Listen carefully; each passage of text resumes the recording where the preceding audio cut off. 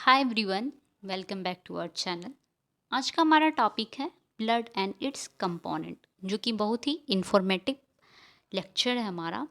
और ये टॉपिक बहुत ही इंफॉर्मेटिव है। एज अ बीएमएलटी स्टूडेंट हमें पता होनी चाहिए कि ब्लड के बारे में और उसके कंपोनेंट के बारे में। हम लोग आज के लेक्चर में कवर करेंगे functions of blood, properties of blood, compositions of blood, plasma, red blood cells, white blood sales and platelet. तो ये सब कुछ टॉपिक हैं जो हम लोग आज डिस्कस करेंगे। लेक्चर स्टार्ट करने से पहले अगर आप हमारे चैनल पर नए हैं तो हमारे चैनल को सबसे पहले सब्सक्राइब कर लीजिए। क्यों करिए सब्सक्राइब? क्योंकि ऐसे ही इंफॉर्मेटिव लेक्चर को प्राप्त करने के लिए हमारे चैनल को सब्सक्राइब कर दी। ओके, तो चलिए हम लेक्चर स्टार्ट करते हैं।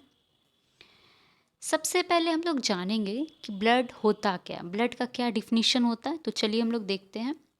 Blood is a special type of fluid connective tissue derived from मेसोडर।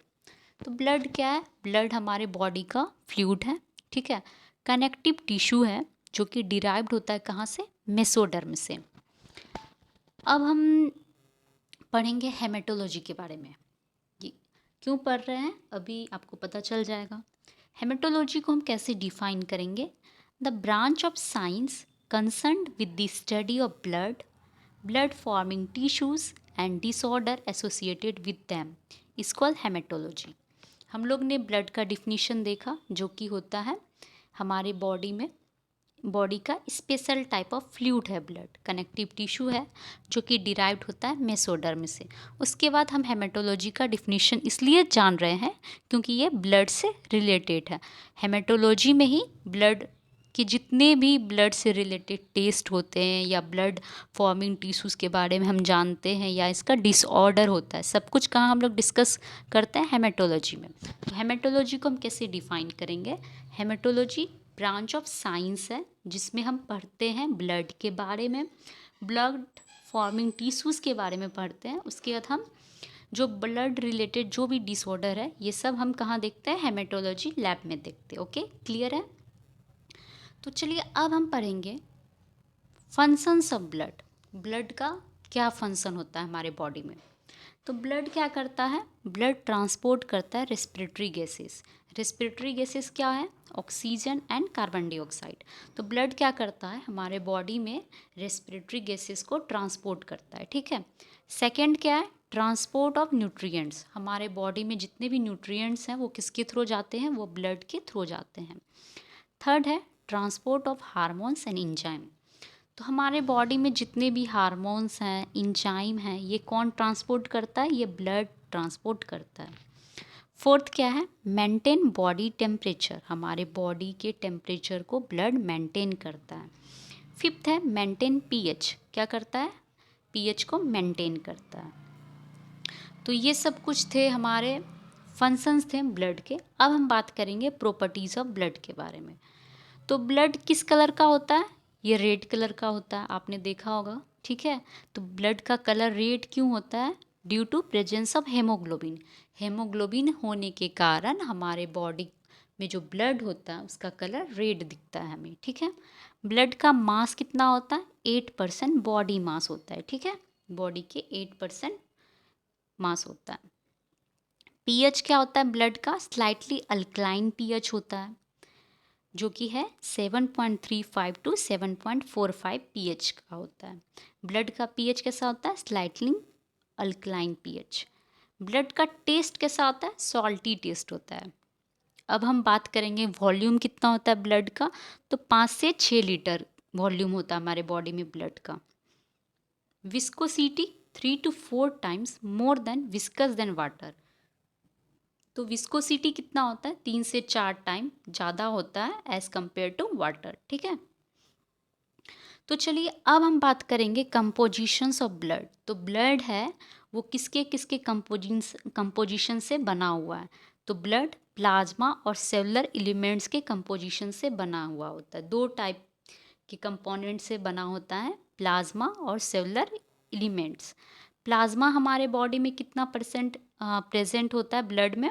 55%। वहीं सेलुलर एलिमेंट्स 45%। अब यही सेलुलर एलिमेंट्स जो होते हैं आरबीसी, डब्ल्यूबीसी, प्लेटलेट होते हैं, ठीक है। प्लाज्मा 55% होता है हमारे ब्लड में और सेलुलर एलिमेंट कितना होता है 45% सेलुलर एलिमेंट होते हैं, यही होते हैं आरबीसी, डब्ल्यूबीसी और प्लेटलेट। तो चलिए अब हम डिस्कस करेंगे एक एक कर। तो हम सबसे पहले पढ़ेंगे कि प्लाज्मा क्या होता है, ठीक है।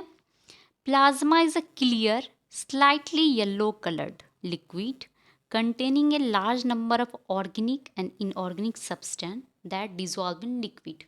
तो प्लाज्मा क्या होता है, प्लाज्मा हमारे ब्लड का कंपोनेंट है, ठीक है। हमारा ब्लड जो है वो किसके किसके कंपोजिशन से बना है, प्लाज्मा और सेलुलर एलिमेंट। उसी तरह प्लाज्मा जो होता है उसका कलर क्या होता है, क्लियर होता है, वो येलो कलर्ड होता है, ठीक है, जो कि कंटेन करता है ऑर्गेनिक और inorganic substance. Plasma contains approximately 91% of water and 9% of solid. जो प्लाज्मा हमारे ब्लड में जो प्रेजेंट होता है वो 91% वाटर कंटेन करता है और 9% सॉलिड कंटेन करता है, क्लियर है। Of the solid about 7% of plasma protein. अब ये सॉलिड जो 9% के होते हैं उसमें 7% तो प्लाज्मा प्रोटीन ही प्रेजेंट होता है, जो कि कौन कौन से होते हैं, serum albumin, serum globulin and fibrinogen.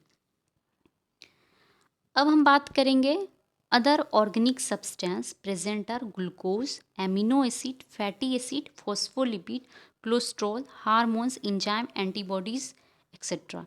ये सब जो होते हैं ऑर्गेनिक सब्सटेंस ये सब भी प्लाज्मा में प्रेजेंट होते हैं, जैसे कि ग्लूकोज होता है, amino acid, fatty acid, phospholipid, cholesterol, hormone, enzyme, antibodies ये सब प्रेजेंट होते हैं, ठीक है। अब प्लाज्मा में ऑर्गेनिक में ये सब आ गया। इनऑर्गेनिक सब्सटेंस में क्या क्या आएगा, sodium, potassium, calcium, magnesium, iron, copper, zinc, chloride, bicarbonate etcetera. ये सब क्या है, ये सब इनऑर्गेनिक सब्सटेंस हैं प्लाज्मा के, ठीक है। प्लाज्मा दो टाइप के होते हैं, ऑर्गेनिक सब्सटेंस और इनऑर्गेनिक सब्सटेंस। ऑर्गेनिक सब्सटेंस में हम लोग ने देखा क्या क्या है, glucose, amino acid, fatty acid, और भी हैं। इनऑर्गेनिक में जितने भी इलेक्ट्रोलाइट हैं वो सब इनऑर्गेनिक में आ जाते हैं, ठीक है। और कॉपर, जिंक, क्लोराइड, बाइकार्बोनेट ये सब भी इनऑर्गेनिक होते हैं। Also oxygen, carbon dioxide, nitrogen are present in plasma, ये सब भी प्रेजेंट होते हैं प्लाज्मा में। अब हम बात करेंगे सेलुलर एलिमेंट्स की, जो 3 तरह के होते हैं। सेलुलर एलिमेंट्स कितने प्रेजेंट होते हैं, 45% प्रेजेंट होते हैं हमारे ब्लड में। उसके बाद ये 3 टाइप के होते हैं, red blood cells, white blood sales and platelet. अब चलिए हम बात करते हैं रेड ब्लड सेल्स क्या होता है। रेड ब्लड सेल्स जिसे हम इथ्रोसाइट्स भी कहते हैं, ठीक है। आप यहाँ पे देख सकते हैं, यहाँ पे डायग्राम में आप देख सकते हैं आरबीसी कैसा दिखता है। शेप क्या होता है आरबीसी का, सर्कुलर बाइकॉनकेव शेप होता है, ठीक है। सर्कुलर है, बाइकॉनकेव शेप का होता है। ये क्या होता है, नन न्यूक्लिएटेड होता है, इसमें न्यूक्लियस प्रेजेंट नहीं होते हैं, आरबीसी में न्यूक्लियस प्रेजेंट नहीं होते हैं, इसलिए ये नन न्यूक्लिएटेड होते हैं। अब हम बात करेंगे डायमीटर कितना होता है आरबीसी का, 7.5 to 8.7 माइक्रोमीटर, ठीक है। इनका डायमीटर होता है आरबीसी का 7.5 to 8.7 माइक्रोमीटर। कलर कैसा होता है आरबीसी का, रेड कलर का होता है। क्यों होता है, क्योंकि हेमोग्लोबिन के प्रेजेंट के कारण ये रेड कलर का हमें दिखता है। तो चलिए अब हम बात करेंगे नॉर्मल वैल्यू कितना होता है आरबीसी का। मेल में अलग होता है, फीमेल में अलग होता है। तो मेल में कितना नॉर्मल वैल्यू होता है, 4.5 to 5 मिलियन सेल्स पर माइक्रोलीटर। मेल में कितना होता है, 4.5 to 5.5 मिलियन सेल्स पर माइक्रोलीटर। वहीं अगर हम फीमेल की बात करें तो 4 to 5 मिलियन सेल्स पर माइक्रोलीटर होता है, ठीक है। अब हम बात करेंगे लाइफ स्पेन ऑफ आरबीसी। तो आरबीसी जो है उसका लाइफ स्पेन कितना होता है, 120 डेज होता है। आरबीसी 120 डेज तक रहते हैं, उसके बाद डिस्ट्रॉय हो जाते हैं, ठीक है। RBC are counted on a special chamber called Neubauer's counting chamber. तो आरबीसी को हम लोग कहाँ काउंट करते हैं? न्यूबर्स चैम्बर में काउंट करते हैं। इथ्रोपोइसिस, इथ्रोपोइसिस क्या होता है? The production of RBC is known as erythropoiesis. RBC का जो प्रोडक्शन होता है, ठीक है, उसको हम कहते हैं इथ्रोपोइसिस। आरबीसी का बनना को कहते हैं हम लोग इथ्रोपोइसिस। यहाँ पे दो टर्म आते हैं। फर्स्ट टर्म है पॉलीसाइथेमिया। पॉलीसाइथेमिया क्या होता है? Increase in number of RBC. जब आरबीसी का नंबर इंक्रीज होने लगे, मतलब कि आरबीसी ज़्यादा होने लगे, तो उस कंडीशन को हम लोग कहते हैं पॉलीसाइथेमिया। इथ्रोपिनिया क्या होगा? Decrease in number of RBC. जब आरबीसी घटने लगे तो उस टर्म को हम लोग कहते हैं इथ्रोपिनिया। अब हम बात करेंगे कि आरबीसी का फंक्शन क्या होता है हमारे बॉडी में, आरबीसी क्या क्या काम करता है। तो सबसे पहले ये क्या करता है? रेस्पिरेटरी गैस का ट्रांसपोर्ट करवाता है। तो transport of oxygen, carbon dioxide.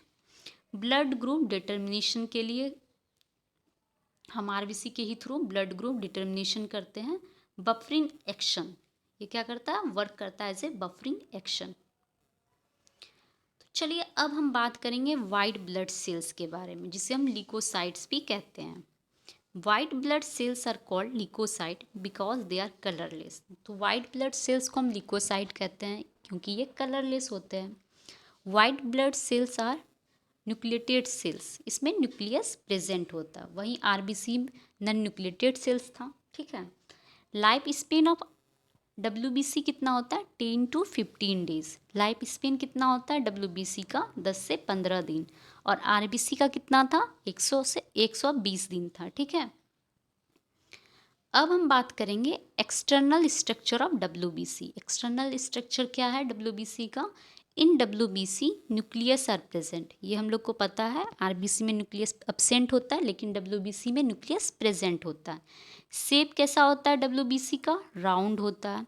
Haemoglobin absent होता है, ठीक है। हेमोग्लोबिन क्या होता है? डब्ल्यूबीसी में एब्सेंट होता है। हेमोग्लोबिन कहाँ प्रेजेंट होता है? आरबीसी में प्रेजेंट होता है। और आरबीसी में हेमोग्लोबिन प्रेजेंट होने के कारण उसका कलर रेड दिखता है, लेकिन डब्ल्यूबीसी में हेमोग्लोबिन एब्सेंट होता है, इसलिए वो कलरलेस होता है।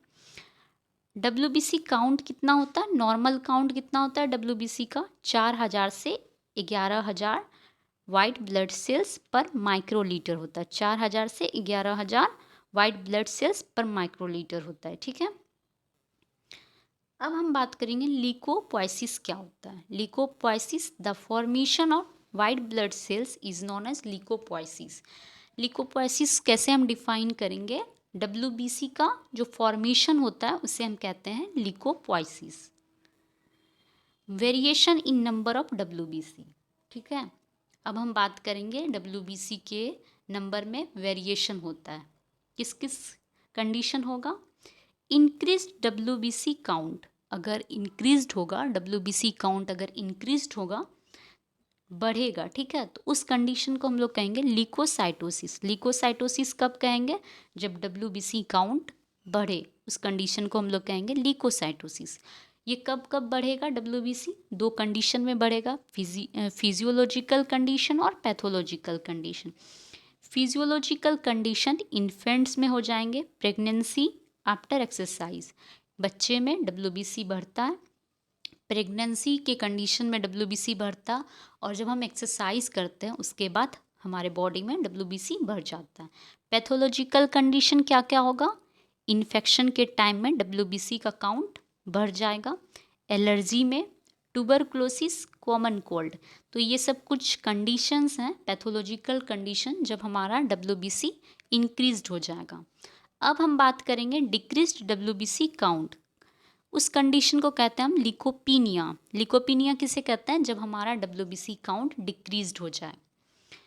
तो ये कब कब डिक्रीज्ड होगा डब्ल्यूबीसी काउंट? दो कंडीशन है, फिजियोलॉजिकल और पैथोलॉजिकल।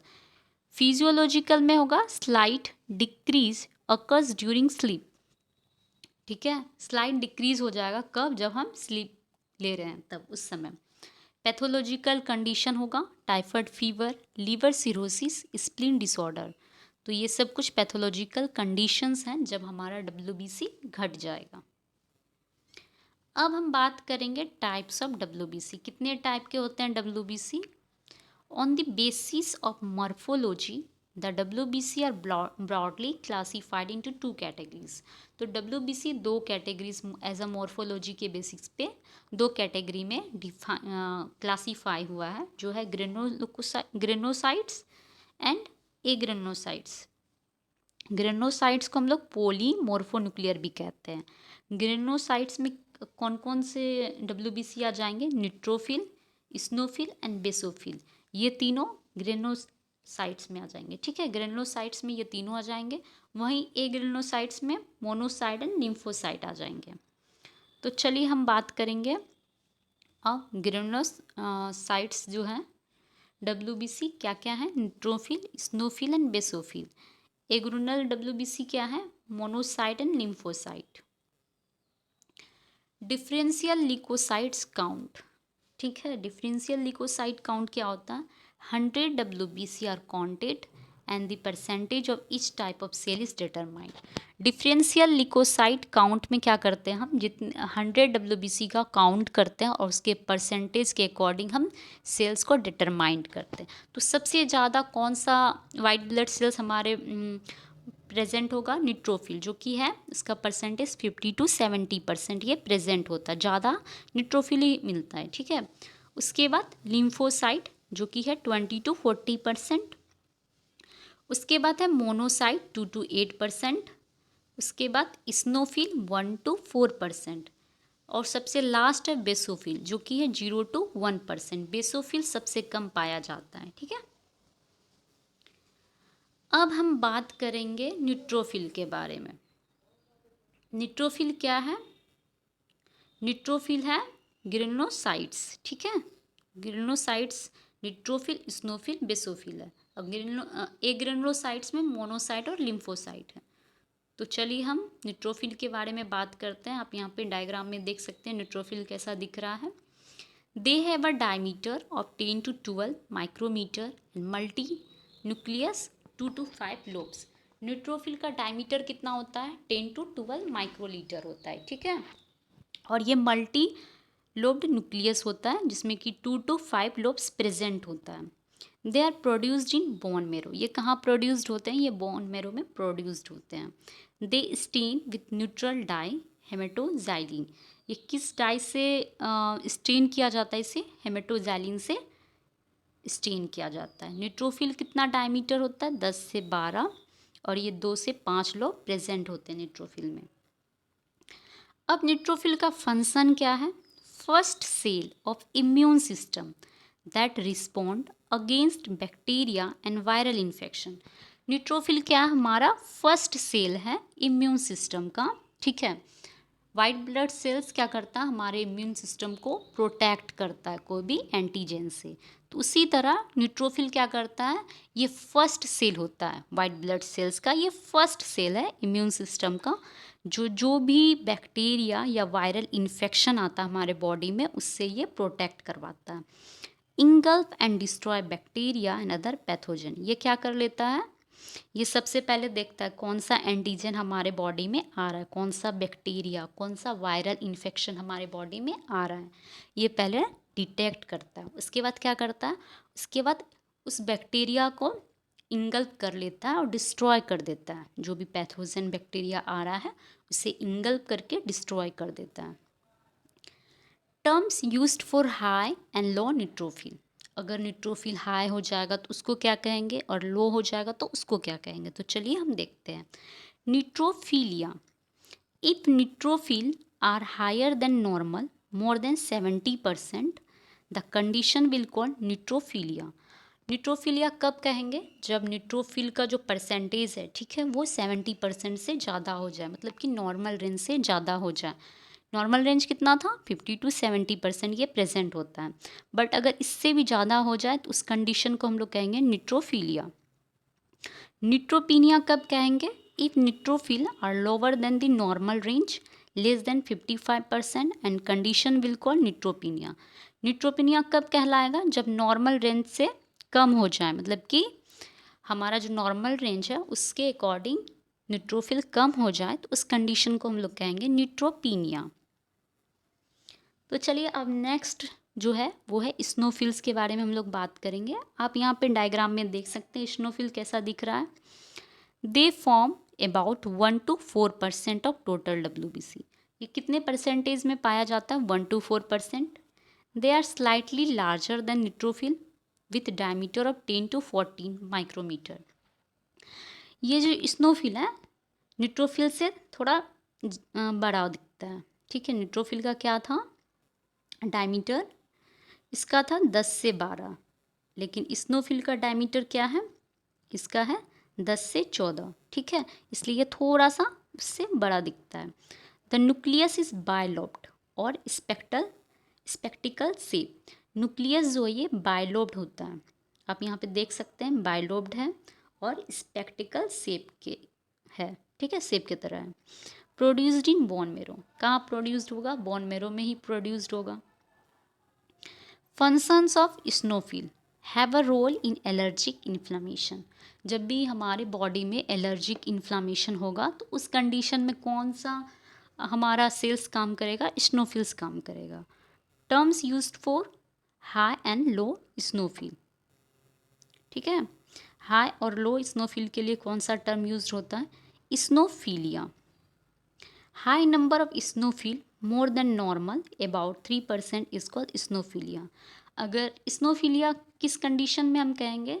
जब हमारा स्नोफिल नॉर्मल रेंज से बढ़ जाए, यानी कि 3% से ज़्यादा हो जाए, तो उस कंडीशन को हम लोग कहेंगे स्नोफिलिया।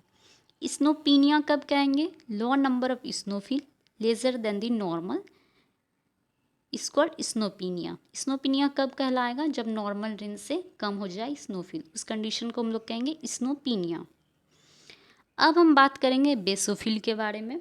आप यहाँ पे देख सकते हैं डायग्राम में, basophils are the rarest leukocyte which constitutes only 0 to 1% of total WBC। Basophil जो होता है रेयरेस्ट होता है, ये जल्दी नहीं मिलता है। ठीक है, जो जिसका परसेंटेज होता है 0 to 1%। They have diameter 10 to 12 micrometre. इसका डायमीटर कितना होता है बेसोफिल का? 10 से 12। कहाँ प्रोड्यूस्ड होता है? बोन मेरो में प्रोड्यूस्ड होता है। अब हम बात करेंगे functions of basophil. Basophil role in causing the body to produce antibody called IgE during allergic reaction and produce inflammation. तो बेसोफिल क्या करता है? हमारे बॉडी को प्रोड्यूस करवाता है एंटीबॉडी, जो कि होता है IgE एंटीबॉडी प्रोड्यूस करता है एलर्जिक रिएक्शन के टाइम में, जब इन्फ्लामेशन के टाइम में। ठीक है, terms used for high and low basophil.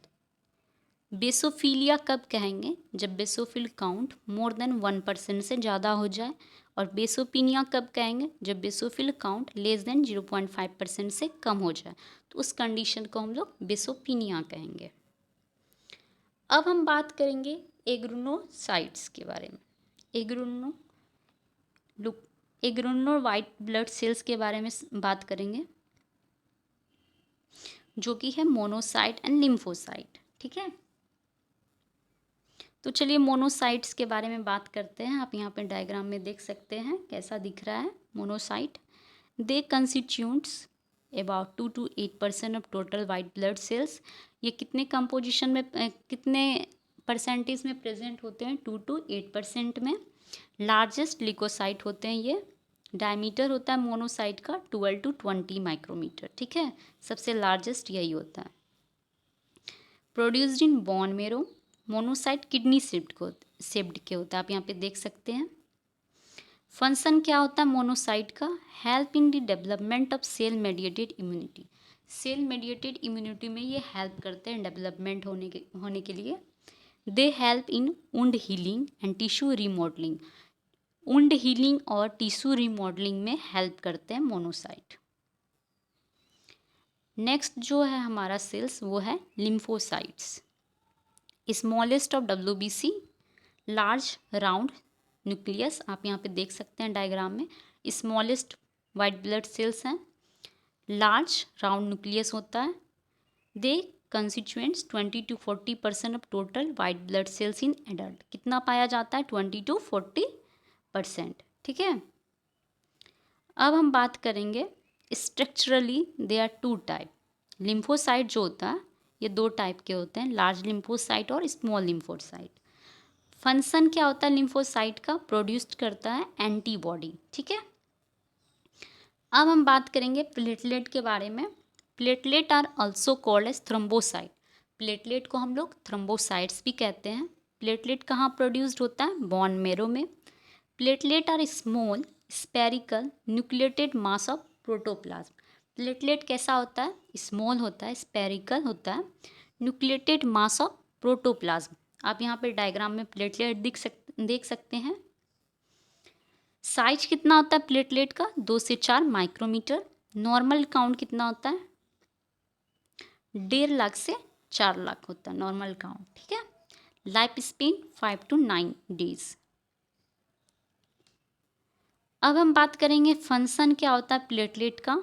Role in blood clotting. Blood clotting में प्लेटलेट वर्क करता है। Role in clot retraction, role in haemostasis, repair rupture blood vessels, stores serotonin and histamine, role in inflammatory process. तो platelet का work है ये सब, as a function ये work करता है। जैसे कि ब्लड क्लोटिंग जो होता है, ठीक है, उसमें ये वर्क करता है। क्लोट रिट्रैक्शन में करता है। होमोस्टेटिक्स में जब हमारा ब्लड वेसल्स रप्चर होता है उस टाइम में प्लेटलेट वर्क करता है। ठीक है, अब हम बात करेंगे थ्रोम्बोपोइसिस। ये क्या होता है thrombopoiesis? The production of platelet is known as thrombopoiesis. Platelet का प्रोडक्शन होता है, उस कंडीशन को हम लोग कहते हैं, उस टर्म को कहते हैं thrombopoiesis. Terms used for high and low thrombocytes. Thrombocytosis कब कहेंगे? जब इंक्रीज हो जाएगा प्लेटलेट का नंबर, ठीक है, एज अ नॉर्मल रेंज, उस कंडीशन को हम लोग कहेंगे थ्रोम्बोसाइटोसिस। थ्रोम्बोसाइटोपिनिया कब कहेंगे? Decrease in the number of platelet. जो नॉर्मल रेंज से अगर प्लेटलेट का कम हो जाए, डिक्रीज हो जाए नंबर, तो उस कंडीशन को हम लोग कहेंगे थ्रोम्बोसाइटोपिनिया। ओके फ्रेंड्स, आज के लिए बस इतना ही। आई होप आपको अच्छा लगा हो आज का लेक्चर। ये काफ़ी इन्फॉर्मेटिव लेक्चर था। लेक्चर से जुड़े रहने के लिए आप चैनल को सब्सक्राइब करें, शेयर करें और लाइक करें। Thank you.